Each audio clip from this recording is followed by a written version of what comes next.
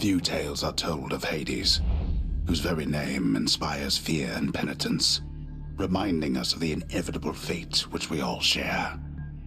I, however, mean to tell you such a tale. Listen carefully.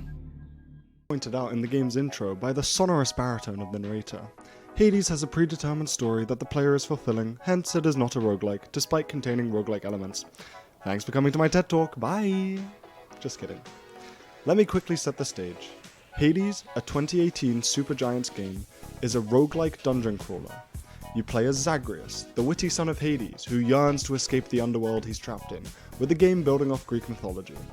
You are aided in your or his quest by various deities of the Olympian pantheon, who provide you with boons, which are power-ups that upgrade skills and weapons. You must travel through Tartarus, Asphodel, Elysium, and the Temple of Styx, each containing unique enemies and chambers in order to escape. The game plays as a hack and slash, with 6 weapons you can unlock, as shown in the picture, each from Greek mythology. Of course, the game is not intended to be completed in the first run, due to both a lack of skill and stats, and so you repeatedly try and escape, each time getting a little stronger by spending resources found in the dungeon at the House of Hades. Before I can go any further, it would be prudent to define what a roguelike is. Traditionally, a roguelike is a game that literally echoed elements of the titular 1980s game Rogue, a turn-based dungeon crawler that implemented a permadeath mechanic and included procedurally generated maps, mobs, and loot. The intent was for each playthrough to be a novel experience, and it worked, spawning more variants such as Moria, Angband, Add-on, and many more. However, over the past 2 decades, the roguelike genre has expanded greatly, and defining it has remained a contentious point in the video game community. A Berlin interpretation, drafted in 2008, defined 8 high-value factors that distinguish the pure roguelike games from spin-offs. These are 1. Random dungeon generation to increase replayability, usually based on procedural generation. 2. Permadeath. Once a character dies, the player must begin a new game, known as a run, which will regenerate the game's levels anew due to procedural generation. 3. The game is turn-based, giving the player as much time as needed to make a decision. 4. The game is non-modal. Every action should be available to the player regardless of where they are in the game. Noted that Angband and others break this. 5. The game has a degree of complexity due to the number of different game systems in place that allow the player to complete certain goals in multiple ways, creating emergent gameplay. 6. The player must use resource management to survive a sort of clock, imposing some type of deadline or limitation on how much the player can explore and creating tension in the game. 7. The game is focused on hack and slash based gameplay. 8. The game requires the player to explore the map and discover the purpose of unidentified items in a manner that resets every playthrough. There are also some low value factors that I won't cover. So it very much looks like Hades has some, if not all, of these features, excluding turn-based gameplay of course. Primarily random dungeon generation, permadeath, non-modality, hack and slash gameplay, and resetting map exploration. Arguments can probably be made for resource management and emergent gameplay as well. However, to first show that Hades is not a roguelike, I need to show it is not like the original Rogue. While the game definitely includes hack and slash gameplay, I believe that to be the only factor without any contention, although I won't particularly argue against map resetting or non-modality because it would mostly be nitpicking. Random dungeon generation is most certainly a part of Hades, but one must traverse the same unique map types of Tartarus, Asphodel, Elysium, and the Temple of Styx, and throughout playing one feels this distinction of the map styles in the same way as one feels distinction in Mario worlds or Doom levels. There is more emphasis on a world style than on the procedural generation aspect of each region. Even the boss rooms at the end of each one are the same every run, as shown here.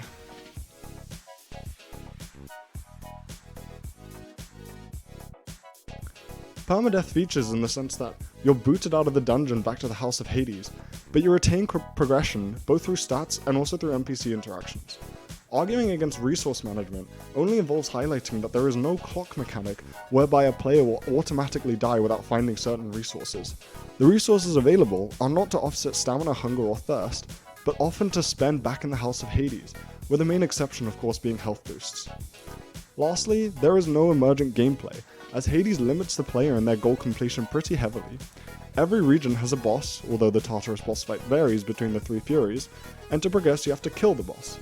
Progression through each chamber also requires killing every enemy that spawns. There is not much room to maneuver if one wants to progress. All of this is to say, that Hades most definitely does not fall into the category of a pure roguelike. But beyond this, roguelike gameplay is only a feature, not the main theme of the game. So what is the main theme? Hades' main goal is to uncover the rich game world via the roguelike aspect of replayable dungeon crawling. This is delivered through environmental storytelling and evocative spaces. Henry Jenkins defines environmental storytelling essentially as the wiggle room between a defined introduction and conclusion. To quote, in Commedia dell'arte, for example, the masks define the relationships between the characters and give us some sense of their goals and desires. The masks set limits on the actions, even though the performance as a whole is created through improvisation. The same is true for games with stories. The players are given a space which limits their actions, and so even though the player has free will, they eventually fulfill the narrative arc of the game. Evocative spaces draw upon our previously existing narrative competencies, an example being Disney World. Such spaces automatically connect themselves to familiar concepts in our minds, and for Hades, the concept is Greek mythology. Greek mythology is fairly widespread, at least at a low level of understanding, but people are familiar with the names of the gods Achilles, Theseus, and many others from stories such as the Odyssey. The game draws upon this pre-existing knowledge to embellish its world, allowing for interactions and fighting to gain that much more meaning for the player. When the player receives a boon from Zeus that grants them a lightning ability, this taps into their Zeus knowledge and enhances the experience. In these ways, the game begins to steer away from the roguelike gameplay and steer toward the main storyline Zagreus exists to fulfill. As mentioned to begin, the game starts with a narrator who says, "I mean to tell you such a tale."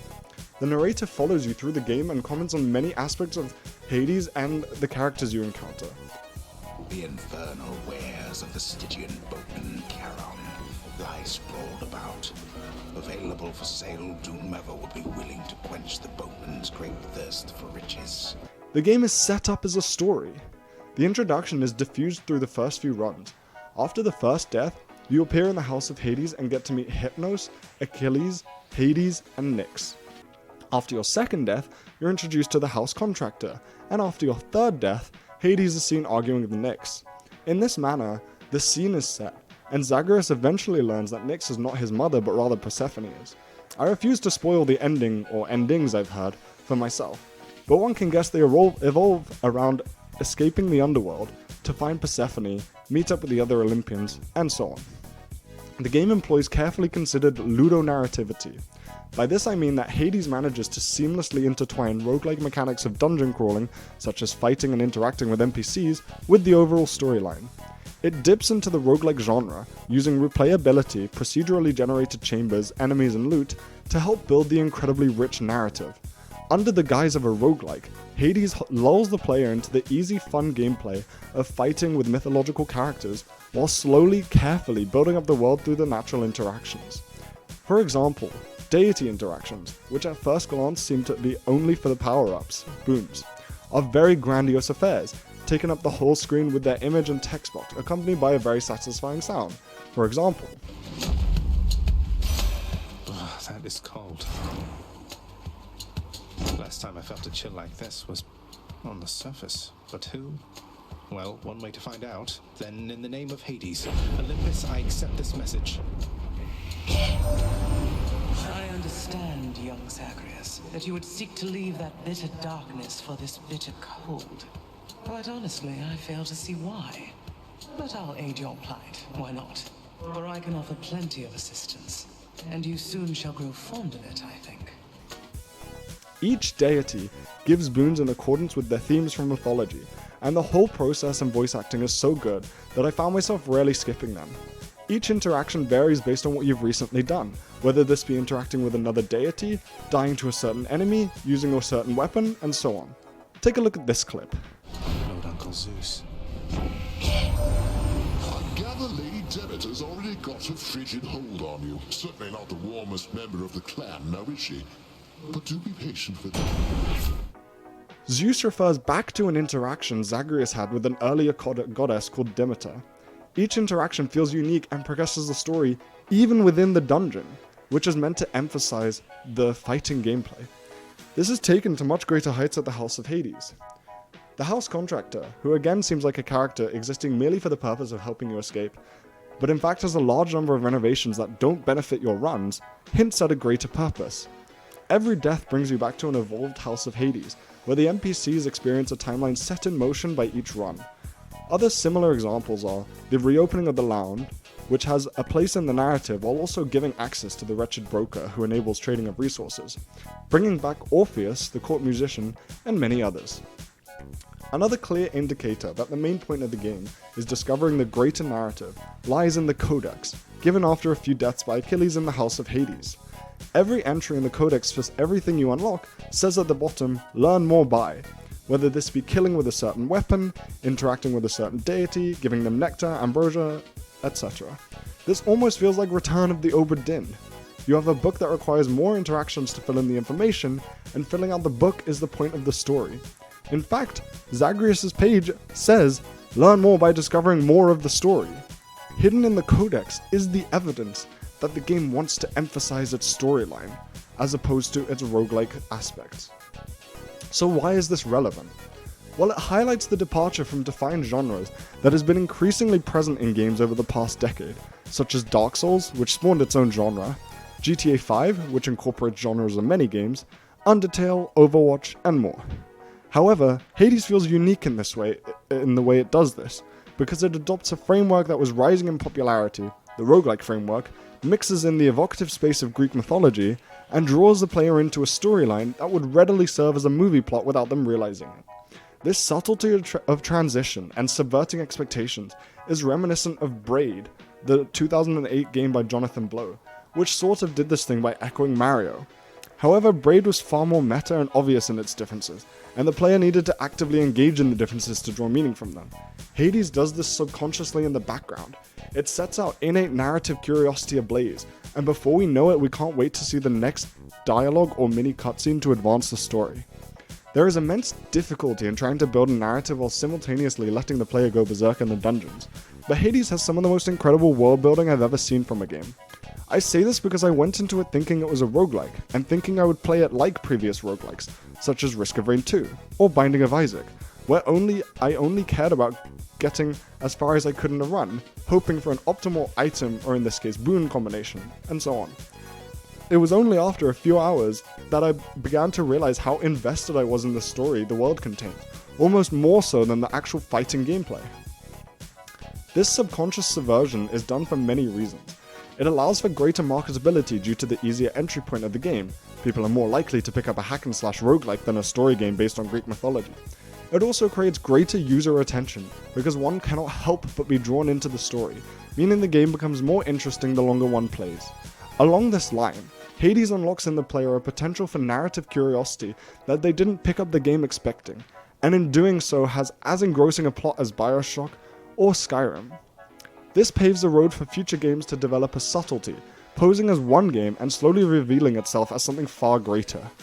Which I think in part is being done in games like Elden Ring, in the way it went to open world subverting its predecessor Dark Souls expectation, or Valorant, which successfully merged the FPS genre with the hero/champion theme that has been prevalent since big titles like League of Legends and Overwatch. Thank you for listening. I hope I've convinced you to take another look at Hades. Don't forget to like and subscribe.